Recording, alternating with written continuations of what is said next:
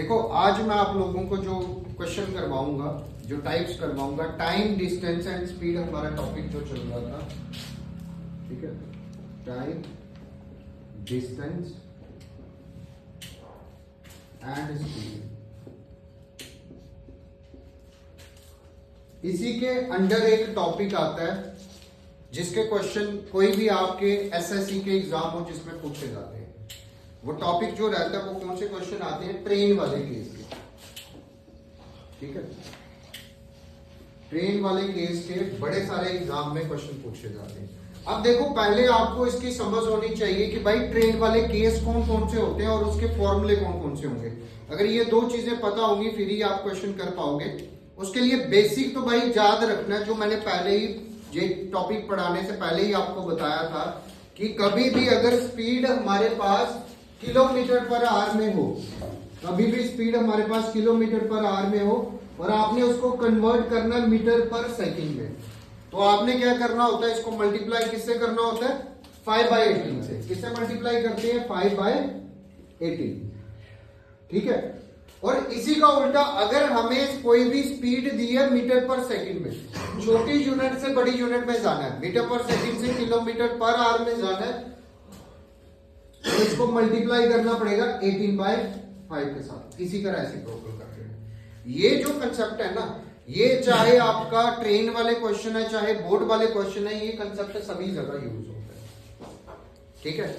इसी के साथ जो एक फॉर्मूला है बेसिक हमारा, चाहे आपको टाइम निकालना हो चाहे आपको स्पीड निकालनी हो, अगर आपको टाइम निकालना है डिस्टेंस टॉप पे रहेगा और स्पीड नीचे आ जाएगा।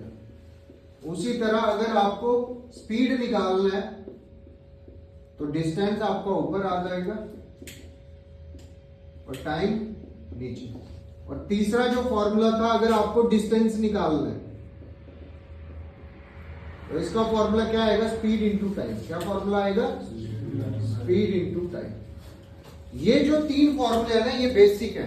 ये टाइम, डिस्टेंस, स्पीड टॉपिक का कोई भी क्वेश्चन हो उसमें भाई यूज होने ही होंगे, ये तो आपको लर्न होने चाहिए। अब रही बात ट्रेन वाले क्वेश्चंस की, भाई ट्रेन वाले क्वेश्चंस के मैं आपको 3-4 ऐसे केस बताता हूं जिनमें सवाल पूछे जाते हैं। पहला जो केस है आपका वो ये केस है।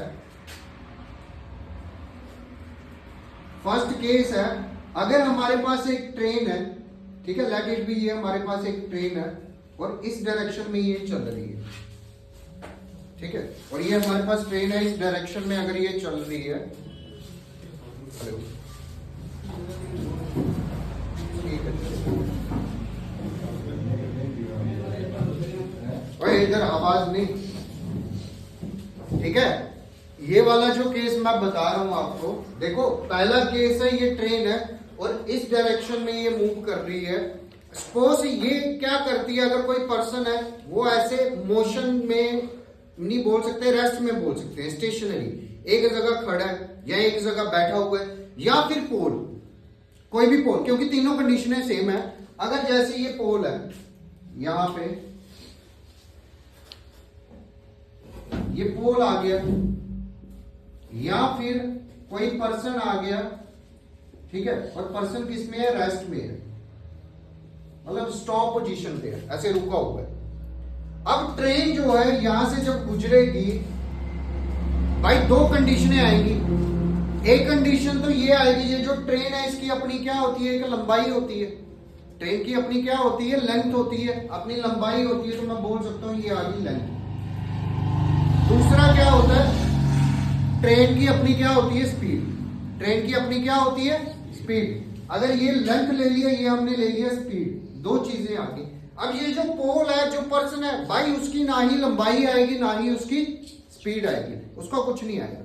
अगर आपको ये पूछा जाए कि कितना टाइम लगेगा इस ट्रेन को, इस पोल को पूरा क्रॉस करने में, ये सवाल आ गया, तो भाई फॉर्मूला क्या था टाइम निकालने का? Distance upon speed. अगर मैं यहां से इसका फॉर्मूला बनाता हूं, मुझे टाइम बताना है, time is equal to distance upon speed. और डिस्टेंस क्या होगा आपका? जितनी ट्रेन की लंबाई होगी। डिस्टेंस क्या होगा? जितनी ट्रेन की लंबाई होगी। आप लिख सकते हो length of train, length of train. और नीचे क्या आएगा स्पीड, और ट्रेन की अपनी स्पीड होती है तो नीचे क्या आ जाएगा उसी ट्रेन की स्पीड, स्पीड ऑफ ट्रेन। और इस फॉर्मूले से आप बता पाओगे कि कितना समय लगेगा इस ट्रेन को इस पोल से गुजरने में या एक पर्सन को गुजरने में। ये पहला केस है। अब दूसरा जो केस आएगा आपका सेकंड केस, वो ये है कि भाई मेरे अगर ऐसे ही ये ट्रेन है, इस डायरेक्शन में ये चल रही है, ठीक है। अब ट्रेन की अपनी क्या होती है, लंबाई होती है, इतना तो आपने पढ़ लिया। और अपनी क्या होती है, स्पीड। एक अपनी होती है लेंथ, एक अपनी होती है स्पीड। अब ये अगर क्या करती है, किसी टनल को क्रॉस करती है, सुरंग को, या किसी ब्रिज को क्रॉस करती है, ठीक है। बड़े सारे केसेस हैं, जैसे ये आपके पास आ गई टनल, भाई मेरे सुरंग को क्रॉस किया, टनल को, टनल की अपनी क्या होती है, लेंथ होती है। अगर मैं इसको L1 बोलूंगा, मैं इसको L2 बोल लेता हूं। और टनल की कोई स्पीड नहीं होती है, टनल की कोई स्पीड नहीं होती, वो एक ही जगह फिक्स होती है। ऐसे ही दूसरा केस आएगा, अगर कोई ब्रिज आ गया तो, अगर कोई ब्रिज आ गया, ब्रिज की भी अपनी क्या होती है, लंबाई होती है, लेंथ होती है, हम इसको L2 बोल सकते हैं। स्पीड इसकी भी नहीं होती है। तीसरा, अगर कोई प्लेटफॉर्म आ गया तो, ठीक है, अगर कोई प्लेटफॉर्म आ जाता है, प्लेटफॉर्म की भी अपनी क्या होती है, लंबाई होती है और अपनी स्पीड नहीं होती है। ये एक ऐसा केस है जब एक ट्रेन किसी टनल से गुजरती है, किसी ब्रिज से गुजरती है, या किसी प्लेटफॉर्म से, आपसे पूछ लिया जाता है कि कितना टाइम लगेगा इस ट्रेन को वो टनल क्रॉस करने में, वो चाहे प्लेटफॉर्म क्रॉस करने में या ब्रिज क्रॉस करने में। अब देखो, आपने कंसेप्ट से फॉर्मूला बनाना है, रट्टा नहीं लगाना है। कंसेप्ट क्या है, देखो टाइम का फॉर्मूला क्या होता है, डिस्टेंस अपॉन स्पीड। अगर मुझे समय बताना है, इस केस में टाइम बताना है, टाइम का फॉर्मूला होता है डिस्टेंस अपॉन स्पीड। और डिस्टेंस यहाँ पे क्या है, एक तो ट्रेन की अपनी लंबाई है, एक तो भाई ब्रिज टनल प्लेटफॉर्म की अपनी लंबाई है। मतलब आप डिस्टेंस बोल सकते हो L1 प्लस L2, इन दोनों की अपनी अपनी क्या लेंथ है, उसको क्या कर लो, प्लस कर लो। और नीचे स्पीड किसकी आएगी, ट्रेन की, सिर्फ स्पीड किसकी आएगी, ट्रेन की, और नीचे आ जाएगा S1। तो आप बता सकते हो इस फॉर्मूले से कि कितना समय लगेगा उस ट्रेन को, चाहे कोई प्लेटफॉर्म क्रॉस करना है, चाहे उसको ब्रिज क्रॉस करना है, चाहे टनल क्रॉस करनी है। ये दो केस है, ठीक है। इसको जल्दी से उतार लो, फिर मैं अगले दो केस और करवाता हूँ। तीसरा जो केस है, देखो दो केस आपको मैंने ट्रेन वाले क्वेश्चंस के बता दिए, टाइप्स के, कि कौन कौन से इसके फॉर्मूले हैं। तीसरा जो केस है, थर्ड केस है आपका, उसमें क्या है, देखो थर्ड और फोर्थ केस ना लगभग सेम है, क्योंकि इन दोनों में जब एक ट्रेन दूसरी ट्रेन को ओवरटेक करती है, वो केस आएगा। एक केस ऐसा आएगा जिसमें दोनों ट्रेन की डायरेक्शन सेम है, जैसे ये ट्रेन इस दिशा में जा रही है, ये भी इस डायरेक्शन में जा रही है, दोनों की सेम डायरेक्शन है, लेकिन दोनों की स्पीड अलग अलग है। तो कितना समय लगेगा लेट इट बी इस ट्रेन को ओवरटेक करने में, ऐसा क्वेश्चन पूछा जा सकता है। या फिर दूसरा जो इसका केस आएगा, उस केस में दोनों की अपोजिट डायरेक्शन होगी, एक ट्रेन इधर जा रही है, एक ट्रेन इस डायरेक्शन में जा रही है। जब दोनों ट्रेन अपोजिट डायरेक्शन में जा रही हैं, तो भाई कितना टाइम लगेगा। ये दो केसेस आपके आएंगे, ठीक है। अब मैं थर्ड केस बता रहा हूं। थर्ड केस में जैसे हमारे पास ये डायरेक्शन है ट्रेन की, अगर ट्रेन इस डायरेक्शन में जा रही है, ठीक है। अब आपने पढ़ लिया ट्रेन की अपनी क्या होती है, लंबाई, लेंथ होती है, तो ये आ गया L1। ऐसे ही ट्रेन की अपनी क्या होती है, स्पीड होती है, तो ये क्या आ गया, S1, ठीक है। अब अगर ये दूसरी ट्रेन को ओवरटेक करती है, अब दूसरी जो ट्रेन है उसकी भी डायरेक्शन सेम है, इसी डायरेक्शन में जा रही है। अब इसकी अपनी लंबाई होगी तो L2 ले लिया, अपनी स्पीड होगी तो उसको क्या लिख दिया, S2। और ये कौन सा केस है, सेम डायरेक्शन का। कौन सा केस है, सेम डायरेक्शन। अगर सेम डायरेक्शन में ये चलती है, ठीक है।